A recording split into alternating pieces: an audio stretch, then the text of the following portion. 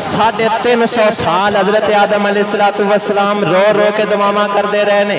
ایک دن قدرت دی دلیل بنی میں اپنے آدم نو چپ کرا لواں. اللہ نے جبریل نو فرمایا جا جبریل جا کے آدم دے کول آزان پڑھ. جس وقت حضرت جبریل علیہ السلام آ کے آزان پڑھیا اشہد ان محمد رسول اللہ. جدو کملی والے دا نام پڑھیا گیا اس وقت آدم دے دل دے اندر خیال آیا اے اوہی نام ہے جڑا میں عرشاں تے پڑھدا رہا ہاں. اس وقت عرض کیتی اللہم انی اسألک بحق محمد. اے اللہ میں نے محمد دے واسطے معافی دے دے.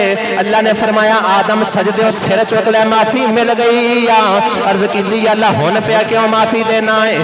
اللہ نے فرمایا واسطہ محمد دا پالے آئی ہلے تے اپنی معافی منگی کدے قیامت تک اپنی اولاد دی معافی منگ دو میں سارے نو معاف کر دینا.